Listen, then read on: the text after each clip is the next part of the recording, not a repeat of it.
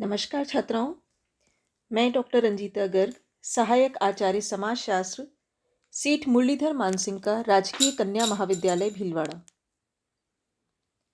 आज की इस वीडियो में हम जनजातियों में परिवार की संस्था, परिवार एक व्यवस्था के रूप में किस प्रकार से है, इसके बारे में चर्चा करेंगे। इससे पहले हम विवाह संस्था के बारे में समझ चुके हैं। विशेष रूप से जनजातियों के संदर्भ में किस किस प्रकार के विवाह होते हैं, विवाह के संबंध में किस प्रकार के नियम हैं, जीवन साथी चयन के क्या नियम हैं और क्या क्या परंपराएं विवाह से संबंधित जनजातियों में व्याप्त हैं, इसके बारे में हम चर्चा कर चुके हैं। परिवार जो है, इसे हम समाज की आधारभूत इकाई के रूप में देखते हैं, जो मानव के विकास के सभी स्तरों पर पाई जाती रही है, चाहे उसका रूप कोई भी हो। यानी किसी न किसी रूप में परिवार जो है वो समाज में हमेशा रहे हैं। एक सामाजिक संस्था और एक समूह, दोनों के रूप में परिवार हमारे जीवन में बहुत महत्वपूर्ण है और बहुत इसके प्रकार्य हैं। संतानोत्पत्ति की क्रियाओं का नियमन करने के लिए और साथ ही साथ भावनात्मक घनिष्ठता का वातावरण पैदा करने में परिवार बहुत महत्वपूर्ण है। हम सभी किसी न किसी परिवार के सदस्य हैं, इसलिए हम जानते हैं कि परिवार जो है वो न सिर्फ नवजात शिशु का उचित पालन पोषण करता है, उसे शिक्षा दीक्षा देता है, उसका समाजीकरण करता है, आर्थिक और धार्मिक कार्यों की भी पूर्ति करता है और साथ ही साथ नैतिकता और सामाजिक जीवन से एक सदस्य के रूप में जो नवजात शिशु है उसका समाज से परिचय करवाता है। मेलिनोस्की जो है वो कहते हैं, विवाह जो है वो नातेदारी व्यवस्था का फाउंटेन हेड है। यानी विवाह से जो एक यौन संबंधों का नियमन होता है, उसके माध्यम से एक परिवार की स्थापना होती है। स्त्री पुरुष का यौन आकर्षण जब विवाह के रूप में समाज द्वारा स्वीकार कर लिया जाता है, तो वह स्वतः ही परिवार में परिवर्तित हो जाता है। यानी यौन संबंधों के नियमन के लिए जब हमने विवाह की संस्था को अपनाया, तो उसी के साथ साथ में विवाह से जो संतानोत्पत्ति होती है, उसके माध्यम से एक परिवार का अस्तित्व पैदा होता है। परिवार और विवाह दोनों जो हैं वो सार्वभौमिक संस्थाएं हैं और इनके द्वारा ही समाज अपने सदस्यों के यौन व्यवहारों का नियंत्रण करता है। यदि ऐसा न हो तो समाज में अव्यवस्था पैदा हो जाएगी। लूसी मेयर कहती हैं, परिवार का कानूनी आधार विवाह है। इसी प्रकार बोहनन ने कहा है, परिवार लगभग सभी स्थानों पर यौन क्रियाओं के नियमन और समाज के नए सदस्यों की भर्ती के लिए उत्तरदायी है। यानी कुल मिलाकर विवाह का अगला जो स्टेप है उसके रूप में हम परिवार को देख सकते हैं, जो कि समाज की एक आधारभूत महत्वपूर्ण इकाई है। अब हम बात करेंगे परिवार के अर्थ के बारे में। यहां हमें परिवार का अर्थ समाजशास्त्रीय दृष्टिकोण से समझना है। दुबे, एससी दुबे जो हैं वो कहते हैं, परिवार में स्त्री और पुरुष दोनों को सदस्यता प्राप्त रहती है। उनमें से कम दो विपरीत यौन व्यक्तियों को यौन संबंधों की सामाजिक स्वीकृति रहती है और उनके संसर्ग से उत्पन्न संतानें मिलकर परिवार का निर्माण करती है। इस प्रकार प्राथमिक या मूल परिवार के लिए माता पिता और उनकी संतति का होना आवश्यक है। यानी विवाह के माध्यम से जब यौन संबंधों को सामाजिक स्वीकृति मिलती है, उससे संतान उत्पन्न होती है, तो एक परिवार का निर्माण होता है। इसी प्रकार लूसी मेयर कहती हैं, परिवार एक गृहस्थ समूह है जिसमें माता पिता और संतान साथ रहते हैं।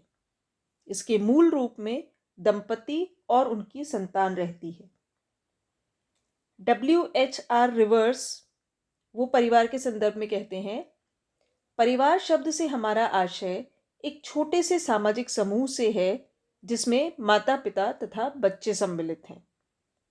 यानी कुल मिलाकर सभी विद्वानों का ये मानना है कि परिवार के लिए पति पत्नी का होना आवश्यक है, लेकिन केवल पति पत्नी से ही परिवार का निर्माण पूर्ण नहीं होता। परिवार का निर्माण पूर्ण होता है उनके द्वारा पैदा किए गए बच्चों के साथ। इस संदर्भ में यहाँ मैं एक चीज़ क्लियर कर दूँ, गृहस्थ या हाउस होल्ड जिसे हम कहते हैं और परिवार, फैमिली, इन दोनों में महत्वपूर्ण अंतर है। परिवार में स्त्री पुरुष के साथ साथ में यानी पति पत्नी के साथ साथ में बच्चों का होना आवश्यक है, जबकि गृहस्थी में केवल पति पत्नी भी हो सकते हैं या एक सिंगल पेरेंट और उसके बच्चे भी हो सकते हैं। तो एक गृहस्थ जो होता है वो श्रम विभाजन द्वारा अपने सदस्यों की आवश्यकताओं की पूर्ति करता है, उनका लालन पालन करता है, शिक्षा देता है, समाजीकरण करता है, परंतु ये आवश्यक नहीं है कि हम उसे परिवार की श्रेणी में रखें। कभी कभी वो दोनों चीज़ें सेम हो सकती है, यानी एक परिवार तो गृहस्थी होगा ही, लेकिन एक गृहस्थी परिवार भी हो ये आवश्यक नहीं है। तो इस प्रकार से ये परिवार का अर्थ सभी विद्वानों ने समझाया है कि पति पत्नी और उनके बच्चे, अलग अलग परिवारों के अलग अलग स्वरूप हो सकते हैं, प्रकार अलग अलग हो सकते हैं, अलग अलग जनजातियों में अलग अलग प्रकार के परिवार हैं। इसके बारे में हम आगे चर्चा करेंगे। अब हम बात करेंगे परिवार की सामान्य विशेषताओं के बारे में। अगर हम मोटे तौर पर देखें तो हम परिवार की विशेषताओं को दो कैटेगरी में डिवाइड कर सकते हैं। परिवार की सामान्य विशेषताएं या जनरल कैरेक्टरिस्टिक्स और परिवार की विशिष्ट विशेषताएं या डिस्टिंक्टिव कैरेक्टरिस्टिक्स। तो पहले हम सामान्य विशेषताओं की बात करेंगे। मैकाइवर और पेज जो है उन्होंने परिवार की कुछ सामान्य विशेषताओं का उल्लेख किया है। उनका मानना है कि सभी समाजों में सभी स्थानों पर कमोबेश ये सारी विशेषताएं हर परिवार में पाई जाती है। सबसे पहले वो कहते हैं विवाह संबंध, मेटिंग रिलेशनशिप या विवाह संबंध, क्योंकि विवाह जो है वही परिवार का आधार है। विवाह के कारण ही परिवार अस्तित्व में आता है। विवाह द्वारा ही स्त्री व पुरुष को यौन संबंध स्थापित करने की सामाजिक स्वीकृति प्राप्त होती है, जिसके परिणाम स्वरूप संतानें जन्म लेती है और उन माता पिता और संतान से मिलकर ही एक परिवार का निर्माण होता है। दूसरी चीज जो मैकाइवर पेज कहते हैं, विवाह के स्वरूप, यानी विवाह के स्वरूप के आधार पर अलग अलग प्रकार के परिवार हो सकते हैं। विवाह के आधार पर परिवार बनते हैं, परंतु जितने प्रकार के विवाह होते हैं उतने ही प्रकार के परिवार भी हो सकते हैं। अलग अलग समाजों में विवाह के अलग अलग स्वरूप प्रचलित हैं। कुछ एक विवाही परिवार होते हैं, वो परिवार मोनोगैमस फैमिली या एक विवाही परिवार वो होते हैं जिसमें एक स्त्री और एक पुरुष वैवाहिक बंधन में बनते हैं, यानी एक पुरुष एक ही पत्नी रखता है या एक स्त्री का एक ही पति होता है। इस प्रकार के जो परिवार विवाह होते हैं उस पर आधारित परिवारों को एक विवाही परिवार कहा जाता है। सभ्य समाजों में वर्तमान समय में, पहले सभी समाजों में बहुविवाह भी होते थे। वर्तमान समय में सभ्य समाजों में एवं खासी, संथाल एवं कदार जनजातियों में विवाह की यही पद्धति प्रचलित है। इसके अलावा कुछ परिवार बहुपत्नी विवाही परिवार भी हो सकते हैं, जिसमें एक पुरुष एक से अधिक पत्नियां रखता है, जैसे गोंड, बेंगा और कई जनजातियों में ये प्रथा प्रचलित है। बहुपति विवाही परिवार भी हो सकते हैं, जिसमें एक स्त्री के एक से अधिक पति होते हैं। टोडा और खस जनजातियां जो है उनमें इस प्रकार की प्रथाएं प्रचलित हैं। तीसरी विशेषता मैकाइवर और पेज बताते हैं वंश नाम की व्यवस्था, यानी परिवार जो है वो बच्चों का वंश के आधार पर नामकरण करने का एक स्रोत है। एक वंश या परिवार के नाम से ही उसके बच्चे पहचाने जाते हैं, उसे हम उपनाम या वंशनाम भी कहते हैं। कुछ परिवार जो हैं वो पितृवंशीय परिवार होते हैं, जहाँ पिता के वंश के आधार पर बच्चों का नामकरण होता है। कुछ परिवार मातृवंशीय हैं, जो जहाँ पर माता के वंश के आधार पर बच्चों का वंश निर्धारित होता है। तो भारतीय जनजातियाँ जो है उनमें भी जैसे भील, कंजर, मीणा, संथाल ये पितृवंशीय जनजातियाँ हैं। खासी, गारो, नायर यहाँ पर मातृवंशीय परिवार मिलते हैं। उसके अलावा मैकाइवर पेज कहते हैं आर्थिक व्यवस्था, कि परिवार के सदस्यों का भरण पोषण करना, उनके अस्तित्व को बनाए रखना, ये एक जो आर्थिक माध्यम है उसी के कारण संभव है। तो परिवार जो है वो एक अर्थव्यवस्था के माध्यम से सदस्यों का भरण पोषण करता है। इसके लिए किस प्रकार से व्यवस्था करनी है, किस प्रकार से धन जुटाना है, ये परिवार की जिम्मेदारी होती है। सामान्य निवास के बारे में भी मैकाइवर और पेज बात करते हैं कि परिवार के सभी सदस्यों के लिए निवास की कोई ना कोई व्यवस्था डेफिनेटली होती ही है, और वो निवास जो है वो साधारणतः कॉमन होता है, यानी पति पत्नी और बच्चे एक ही जगह निवास करते हैं। इनमें भी हमें कुछ भेद दिख सकते हैं, जिसके बारे में हम आगे भी चर्चा करेंगे। पिता के स्थान पर जब वो रहते हैं तो पितृस्थानीय परिवार होता है, माता के स्थान पर रहते हैं तो मातृस्थानीय परिवार होता है। इसके अलावा नवस्थानीय परिवार भी हो सकते हैं। तो ये कुछ सामान्य विशेषताएं हैं जिनके बारे में मैकाइवर और पेज ने चर्चा की है। अब हम बात करेंगे परिवार की विशिष्ट विशेषताओं के बारे में, डिस्टिंक्टिव फीचर्स जो हैं फैमिली के। तो मैकाइवर पेज ने कुछ डिस्टिंक्टिव फीचर्स जो बताए हैं, पहला वो कहते हैं सार्वभौमिकता या यूनिवर्सैलिटी।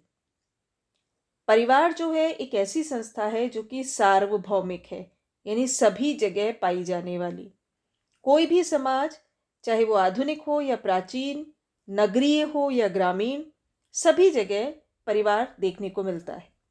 प्रत्येक मनुष्य किसी न किसी परिवार का सदस्य रहता है और हमेशा रहेगा, और सामाजिक विकास के सभी स्तरों पर हमें परिवार देखने को मिलते हैं। तो एक सार्वभौमिक संस्था है जो कि सभी जगह पाई जाती है। दूसरा है भावात्मक आधार या इमोशनल बेसिस। परिवार के सदस्य जो हैं वो किसी जैसे हम कहते हैं फॉर्मल रिलेशनशिप में या औपचारिक संबंधों में नहीं जुड़े होते, उनमें आपस में भावनात्मक बंधन होते हैं, अनौपचारिक संबंध होते हैं। माता पिता और बच्चों के बीच में त्याग, प्रेम, वात्सल्य की भावना होती है। पति पत्नी के बीच में घनिष्ठ प्रेम होता है, और परिवार में प्रेम, सहयोग, दया, सहिष्णुता, त्याग, ये सारी भावनाएं विद्यमान रहती है, जो कि पारिवारिक संगठन को सुदृढ़ बनाती है। रचनात्मक प्रभाव भी परिवार का सभी के जीवन पर रहता है। मनुष्य का जब जन्म होता है तो वो सबसे पहले अपने परिवार के संपर्क में ही आता है। तो जो एक फॉर्मेटिव इन्फ्लुएंस या क्रिएटिव रचनात्मक प्रभाव जो है वो उसको सबसे पहले परिवार से मिलता है। परिवार के सदस्य शिशु को बहुत कुछ सिखाते हैं, उसके व्यक्तित्व के निर्माण में, चरित्र के निर्माण में उनकी महत्वपूर्ण भूमिका होती है। एक व्यक्ति का व्यवहार, मनोवृत्ति, आदतें, ये कहीं ना कहीं उसके परिवार से प्रभावित होती हैं। इसीलिए कूले जो हैं, चार्ल्स हॉर्टन कूले, उन्होंने परिवार को मानव स्वभाव की पोशिका, नर्सरी ऑफ ह्यूमन नेचर कहा है, यानी मानव स्वभाव का जो उदय है वो वहीं से होता है। शिशु की प्रथम पाठशाला के रूप में हम परिवार को देखते हैं, क्योंकि स्कूल तो बच्चा बाद में जाता है, उससे पहले वो घर पर जो भी तौर तरीके, संस्कार सीखता है, उसमें परिवार का महत्वपूर्ण योगदान होता है। चौथी बात मैकाइवर और पेज कहते हैं सीमित आकार, यानी हालांकि हमारे समाज में बहुत सारे समूह हैं, अलग अलग स्तर पर हम अलग अलग समूहों के सदस्य बनते हैं, परंतु परिवार की जो सदस्यता है उसकी संख्या सीमित होती है। 200, 300, 400 नहीं होती, बल्कि 4 लोग, 3 लोग से लेकर हो सकता है 20-25, अगर वो संयुक्त परिवार है तो थोड़ा बड़ा हो सकता है, परंतु फिर भी उसका आकार सीमित होता है। इसका कारण ये है कि परिवार जो है वो प्राणी शास्त्रीय आधार पर निर्धारित होता है, रक्त संबंध और विवाह संबंधों से मिलकर बनता है। पुरानी पीढ़ी जो है वो वृद्ध होकर मृत्यु को प्राप्त हो जाती है, और नई पीढ़ी के सदस्य आते रहते हैं, यानी जो बुजुर्ग हैं वो धीरे धीरे जिनकी डेथ होती जाती है और नए सदस्य उसमें शामिल होते जाते हैं। तो परिवार का एक सीमित आकार वहां पर बना रहता है। उसके अलावा सामाजिक संरचना में परिवार की केंद्रीय स्थिति होती है, यानी समाज का निर्माण परिवार रूपी इकाइयों से मिलने से होता है। बहुत सारे परिवारों से मिलकर एक समाज बनता है। अरस्तु ने समुदाय को परिवारों का योग माना है।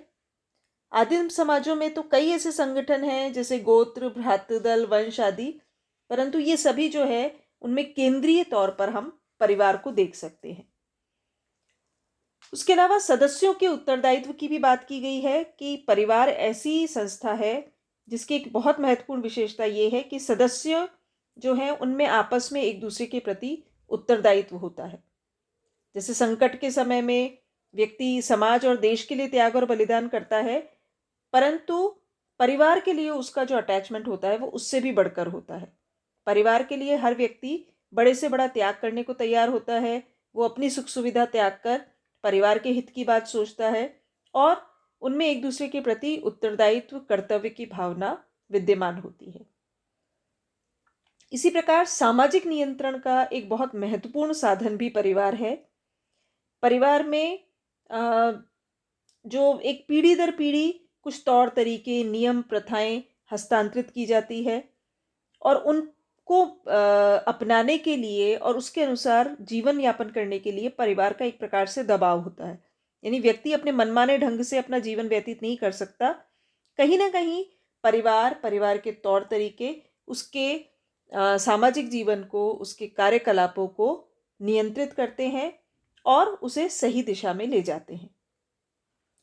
लास्ट जो चीज़ मैकाइवर और पेज कहते हैं परिवार के बारे में, कि परिवार की स्थायी और अस्थायी प्रकृति होती है।